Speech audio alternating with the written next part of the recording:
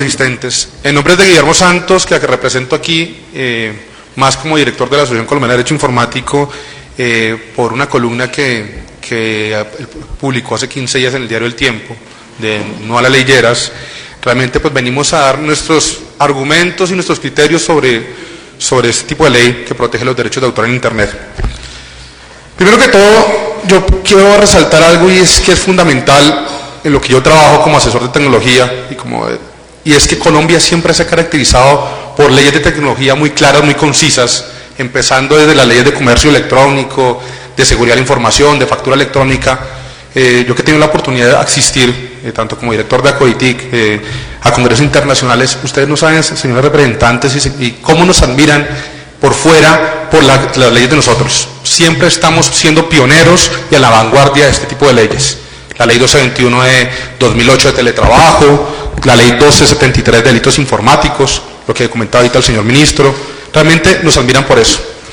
Por eso es que genera cierta sorpresa, y no es que estemos a favor de la piratería, en ningún momento decimos eso, es esta ley que de cierta manera genera una convergencia para los que trabajamos con el tema de derecho informático, como para los que trabajan en el tema de propiedad intelectual, porque nos toca en la parte de datos personales, de seguridad de la información, de garantías para los usuarios.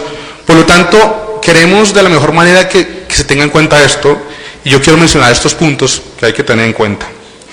Primero, si ustedes miran la ley lógicamente es un texto que es todo lo que tiene que ver con el tema del Tratado de Libre Comercio. Hay cosas que generan mucha confusión entre los usuarios. Hay unas cosas muy ambiguas, y esa fue la palabra que utilizó Guillermo en la columna hace 15 días, y decía, hay que generar una ley que sea mucho más clara para los usuarios. En primer lugar, si ustedes ven la definición de ICP, la definición de ICP es una definición muy amplia, una definición que creemos que tiene que ser un poco más técnica, una definición que no solamente toma a los proveedores que todos conocemos con nombre propio, sino que de cierta manera también trata a cualquier persona que almacene o guarde información tal como está escrita. Por lo tanto, le pedimos al Senado y en esta discusión que esa definición de ICP, y qué bueno que el señor ministro y que el ministerio también definan una versión mucho más técnica de esta definición de ICP. En segundo, todo lo que tiene que ver con la protección del juez. Yo quiero resaltar algo que dijo ahorita el señor ministro. Dijo, ¿qué pasa si aquí en Colombia alguien tiene Facebook y por lo tanto suben las fotografías a Internet? Hace unos 3 años, en este mismo recinto, se dio una discusión de la ley 1273 de 2009 de delitos informáticos. Y si ustedes miran esta ley, tiene algo característico, y es que crea el bien jurídico de la información y los datos personales, y crea unas conductas tipificadas por la ley, las cuales hay que tener en cuenta. Creo a nivel personal, como Germán Realpe Delgado, que la ley tiene que tener en cuenta estas conductas, porque este bien jurídico tutelado en Colombia ya es un bien jurídico, a diferencia del que estamos discutiendo. Si ustedes miran la importancia de esta ley, crea delitos como interceptación de datos informáticos, abuso a sistema informático, violación de datos personales. Y es el caso que decía ahorita el señor ministro. ¿Qué pasa cuando me suben a mí las fotografías a Facebook? Pues yo tengo ese delito de violación de datos personales para perseguir a la persona que está, digámoslo así, de cierta manera perjudicando mi información. Por lo tanto, la ley no puede desconocer este tipo de leyes. Ahorita en el Congreso existe un proyecto de ley que ya pasó a la Corte y que está en discusión sobre datos personales. Ustedes no se imaginan, señores, lo que Colombia muchas veces, y el ejemplo para nosotros que trabajamos en el tema informático, cómo nos admiran en cierta parte por la ley 1273 de 2009. Por lo tanto, es una preocupación que tenemos muchos de nosotros los informáticos, y es que se está saltando de cierta manera esa parte del juez. ¿Por qué? Porque el que va a poder en primera instancia en filtrar, en controlar ese contenido es el ICP sin orden judicial. Y si ustedes miran la ley 1273 de 2009, existe un delito que se llama interceptación de datos informáticos, y siempre tiene que haber la orden judicial de por medio. Por lo tanto, es una preocupación que tenemos con esta ley, de muchas que tenemos. Y si uno mira las sentencias de la Corte, desde el año 91, ¿qué pasa con las sentencias de la Corte? La Corte siempre ha dicho, fundamental para el tema de interceptación de datos, la orden judicial. Entonces creemos que tiene que siempre ser el juez la persona autorizada de que corte ese servicio o esa suspensión.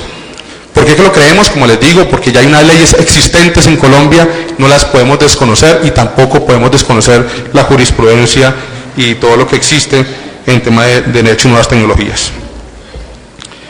Otro punto que nos deja pensando mucho, y yo quiero resaltar esto, ustedes, lógicamente ese proyecto de ley que protege el tema de derechos de autor, no es una copia de la ley JAOPI, no es una copia de la ley CINDE de Economía Sostenible, como muchos dicen, y como muchos dicen en las redes sociales, porque lógicamente estamos en un caso completamente distinto. Aquí en Colombia contamos con leyes de tecnología, con varias leyes de tecnología, pero sí quiero, y qué bueno que me están escuchando los señores ministros, es que miren el ejemplo de lo que está pasando ahorita en países como España y Francia. ¿Qué pasó con el gobierno de Sarkozy hace 8 días? Uno puede encontrar esa carta en internet, salió a decir que sí, efectivamente no se había concertado y que se habían equivocado en la protección de los datos personales de los usuarios. ¿Cuál fue el avance de la ley CINDE o Economía Sostenible? Dejar que el juez sea el único garante Dos minutos más, doctor Real, que sea el único garante para cortar este servicio. Y algo para terminar, de pronto puede generar mucha controversia, y es una sentencia de la Corte del año 2008, fundamental el ánimo de lucro. Creemos que hay que respetar todos esos criterios, y la Corte lo dijo en el año 2008, de pronto una sentencia que generó muchas controversias, pero el ánimo de lucro tiene que estar claro en el proyecto. No es lo mismo un usuario que baja una canción de internet para uso personal a una persona que la comercialice. Entonces creemos que esos 3 temas, que el juez sea solamente el único autorizado para cortar el servicio de la suspensión, el tema de ánimo de lucro, el tema de protección de datos personales. Esta ley puede cambiar muchos temas de seguridad de la información. Si ustedes miran ahorita más adelante, y qué bueno que va a estar el director de TV, cómo puede cambiar el contrato de suspensión del servicio, va a cambiar muchas garantías de los usuarios. Por lo tanto, lo que pedimos, en nombre de Guillermo, en nombre de Germán Realpe, es que se haga una ley que se proteja a los usuarios. Muchas gracias. Doctor Realpe, muchas gracias. Muchos queremos aplaudir muchas intervenciones. Les quiero compartir a los compañeros que el protocolo del Congreso, pero no solo el protocolo, sino la dinámica del foro y el reglamento, la ley quinta, nos impide esas expresiones tanto de rechazo o de aplauso, pero para eso está la red. Resalto de esa intervención, antes de darle la palabra al señor ministro, que el doctor Realpe pues ha puesto un tema sobre la mesa que aún no se había tocado: el respeto a la privacidad y protección de los datos personales.